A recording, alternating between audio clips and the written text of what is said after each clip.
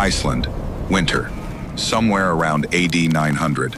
The sky had been gray and still only moments earlier. Then the wind rose across the open plain, carrying frozen rain and snow almost horizontally through the air. Grass flattened against the ground.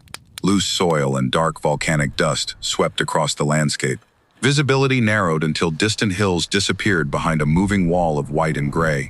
Inside a low building that seemed to grow directly from the hillside, a Norse family gathered around a central fire. They listened to the wind pressing against the roof. They heard the wooden doorway shift against its frame.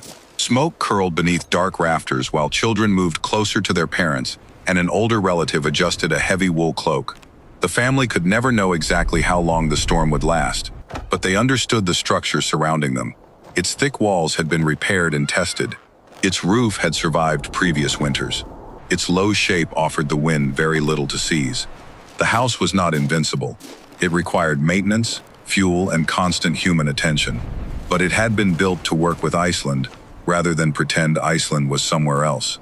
That decision would shape more than a single winter.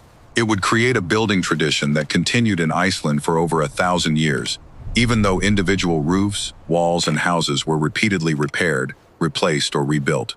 The story began when Norse settlers started establishing permanent communities in Iceland during the late 9th century. They arrived with generations of maritime and construction knowledge. They understood ships, timber framing, farmsteads, and long hauls. In Norway, wood shaped almost every part of life. It formed the ribs of longships, the frames of houses, the walls of workshops, and the monumental halls through which wealthy leaders displayed power. Those skills did not suddenly become useless in Iceland, but the materials available to the settlers were different, and their familiar building traditions had to be adapted.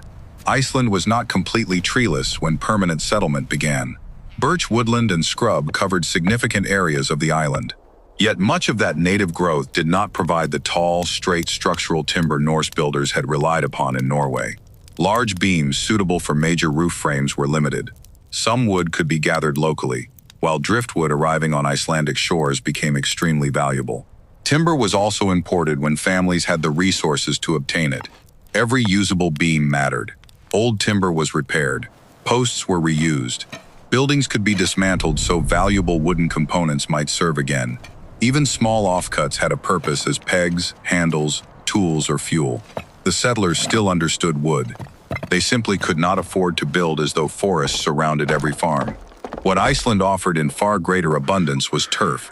At first glance, it was only ground, grass, roots, soil, and moisture layered across a volcanic landscape. But Icelandic turf could form a dense, coherent material when cut correctly. Its root systems bound the soil together, allowing sections to be lifted and shaped without immediately falling apart. The settlers were not the first people in history to build with earth or turf. Earth-sheltered structures, pit houses, and turf construction had existed in different regions long before the Viking Age. Turf had also been used elsewhere in Northern Europe. What made the Icelandic tradition remarkable was the extent to which turf became central to a long-lasting architectural system adapted to one specific environment.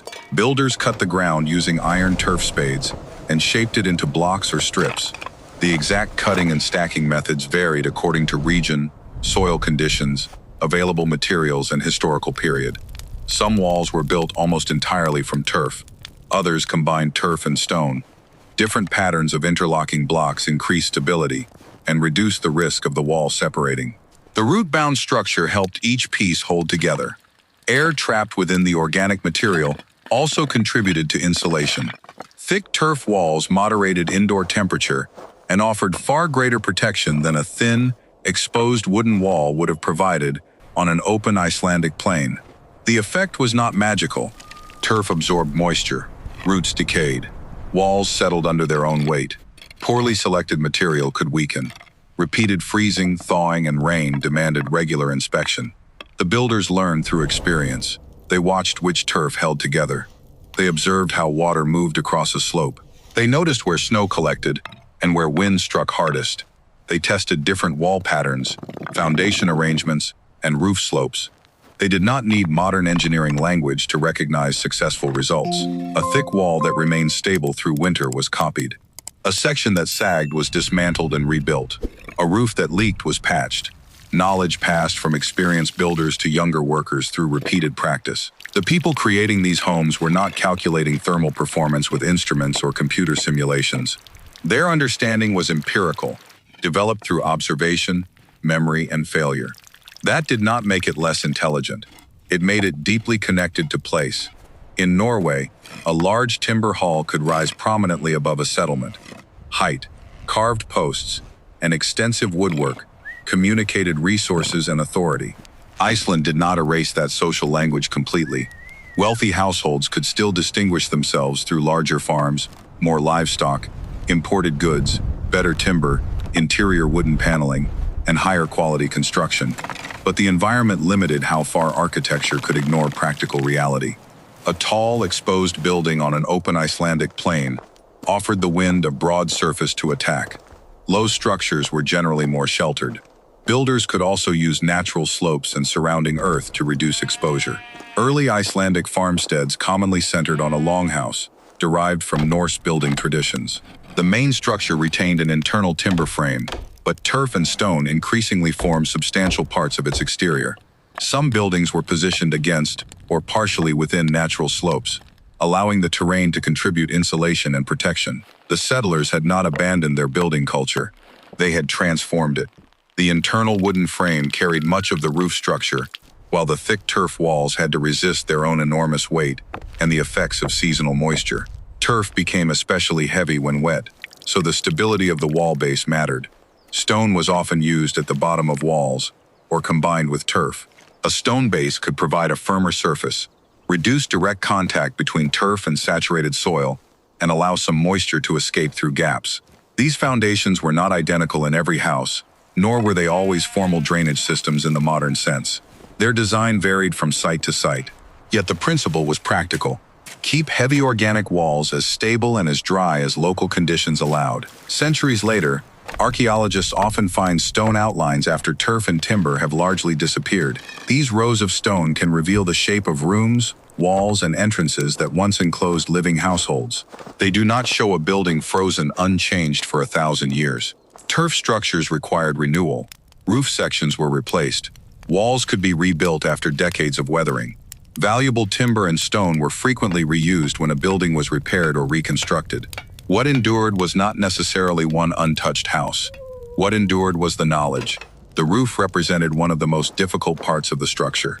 It had to withstand rain, snow, wind, and repeated freezing and thawing, while remaining light enough for the wooden frame beneath it. Builders used scarce timber for rafters and supporting posts, fitting irregular pieces of local wood, driftwood, or imported timber as carefully as possible. The protective layers beneath the turf were not identical across Iceland or across centuries.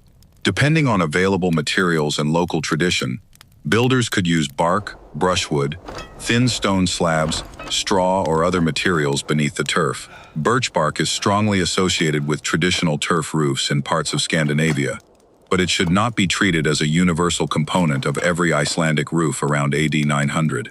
Above the protective layer came turf. Heavy slabs were placed across the roof, creating an insulating surface that blended with the surrounding landscape. Grass and moss continued growing. Roots could help bind repaired sections together, and vegetation slowed rainwater while softening the force of wind against the surface. But the roof did not repair itself without human help. Each spring brought inspection. Damaged areas needed patching. Drainage had to be checked. Eroded turf was replaced. Over longer periods, larger sections of the roof or wall might have to be renewed. The house remained biologically alive, but it was never maintenance-free. It grew, weathered, and was repeatedly restored. From a distance, the result could be extraordinary. A farm might appear as a series of low green forms beneath a gray sky. Only wooden doorways, roof openings, or thin streams of smoke revealed that people were living beneath the grass-covered surfaces. The buildings did not disappear because their inhabitants were trying to create an aesthetic illusion. Their low profiles and earthen materials were practical responses to wind, cold, and limited timber. The landscape became part of the architecture. Modern earth-sheltered buildings and green roofs use some related principles. Soil can buffer temperature changes. Vegetation can slow rainfall and protect roof surfaces. Low forms can reduce exposure. Passive design can decrease dependence on mechanical heating and cooling. The resemblance is meaningful, but the systems are not identical. Modern green roofs use engineered membranes, drainage layers, calculated structural loads, and carefully selected growing media. Viking Age builders used the materials and knowledge available to them. Their achievement was not that they secretly possessed modern technology. It was that they reached effective solutions through attention to local conditions. Yet even the finest wall and roof could only preserve warmth. They could not create it. At the center of the house was the hearth. There is something ancient in the human instinct to gather around fire when darkness and cold surround a shelter. In an Icelandic turf house, the hearth provided heat, light, and cooked food. Wet clothing could be dried nearby. Tools were repaired in its glow. Food could be smoked or preserved above it. During the darkest part of winter, much of Iceland received little more than 4 hours of daylight. The danger outside came not simply from low temperatures, but from wind, wet clothing, poor visibility, and prolonged exposure. Under severe conditions, those factors could rapidly lead to hypothermia. The hearth was therefore more than comfort. It was an essential part of survival. Long wooden benches often lined the interior. They served as work surfaces and seating during the day and sleeping platforms at night. Parents, children, workers, elders, and occasional travelers might share the same hall. Those most vulnerable to cold could be placed closer to the fire. Healthy adults might sleep farther away. The arrangement was not always a formal hierarchy, but distance from the hearth directly affected warmth. Around the fire, daily labor and culture overlapped. Wool was spun and woven. Leather was repaired. Wooden handles were shaped. Meals were prepared. Older people passed knowledge to younger generations through stories, gestures, and demonstrations. The hearth helped carry memory as well as heat. But the same walls that slowed heat loss could also trap smoke. An open hearth released particles and gases into a low interior. Smoke moved upward toward roof openings, but ventilation was a constant compromise. A wider opening improved airflow, yet it could also admit cold wind, rain, or snow, and increase heat loss. Families managed this balance through experience. Soot-darkened timbers and deposits found at archaeological sites show that smoke was a persistent feature of indoor life. Long-term exposure could plausibly have harmed respiratory health, although the scale of that effect is difficult to establish from archaeological evidence alone. The inhabitants knew the air was smoky. They continued feeding the fire because the danger outside was immediate. The health effects of smoke might take years to become visible. A cold, wet person caught in a winter storm could be in danger that same night. The warmth was available now. That choice was not unique to Viking Iceland. Human communities throughout history have accepted slow, uncertain risks in exchange for immediate protection. The fire allowed a household to endure winter, but a successful farm depended on more than the main hall. Early Viking Age farmsteads generally included nearby storage buildings, workshops, and animal shelters. These structures did not always form one fully connected complex. Some stood only a short distance apart. Their arrangement varied according to terrain, period, and household resources. Storerooms held dried fish, meat, grain, and preserved dairy products. Work areas supported textile production, woodworking, and tool repair. Animal shelters protected sheep, cattle, and goats through difficult weather. Animals generated heat, but the claim that their body warmth directly heated every main hall should be treated carefully. The more important point is that keeping livestock close made feeding, milking, and supervision easier during storms, while reducing the time people spent exposed outside. In later centuries, Icelandic farm architecture evolved further. By the medieval and early modern periods, many farms developed multiple rooms joined by enclosed passageways. These later passage farmhouses allowed people to move among living quarters, storage spaces, and workrooms with less exposure to severe weather. Those connected complexes should not be projected unchanged back onto every farm around AD 900. The earliest settlers lived mainly in longhouse-based farms. The elaborate connected turf complexes familiar from later Icelandic history developed gradually. Across all these periods, however, the farm functioned as a system. Food storage supported the hearth. Wool production supplied clothing. Animal shelters protected livestock. Turf cutting maintained walls and roofs. Timber was conserved and reused. Each activity supported another.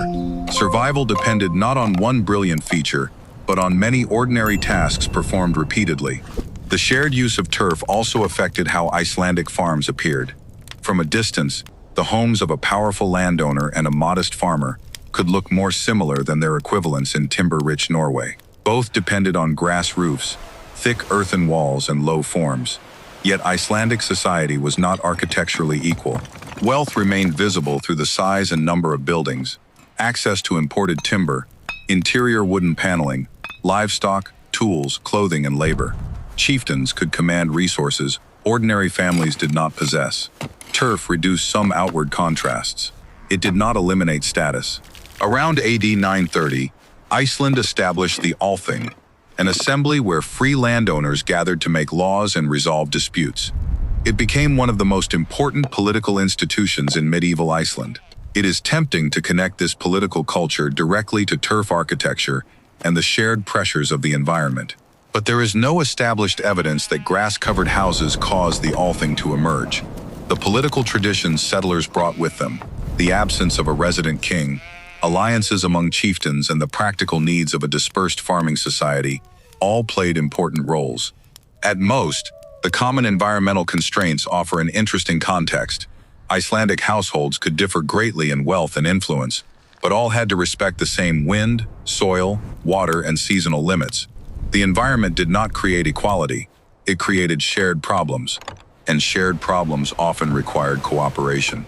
For centuries, outsiders sometimes described turf houses primarily as evidence of poverty or isolation. The lack of abundant structural timber certainly influenced their development. Necessity played a major role, but necessity and intelligence are not opposites. A community can begin with limited options and still create a highly refined solution. Archaeologists, conservators, architects, and engineers now study Icelandic turf buildings as complex climate-adapted systems. Thick walls moderated temperature, low forms reduced exposure, vegetation protected roof surfaces. Stone helped stabilize organic walls.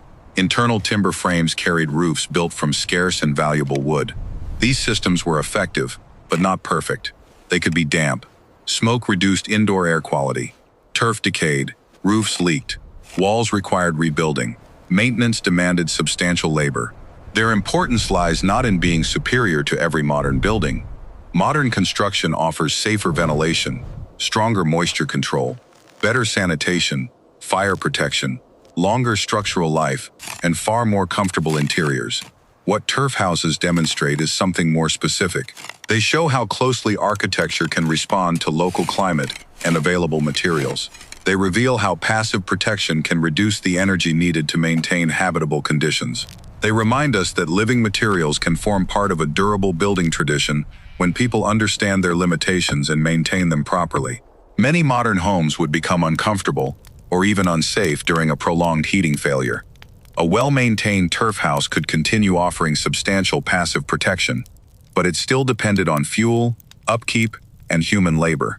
The house did not survive by itself. People kept it alive. The Norse are remembered for longships, navigation, trade, warfare, and voyages across the North Atlantic. Those achievements were spectacular enough to dominate historical memory, yet some of their most important decisions were quieter.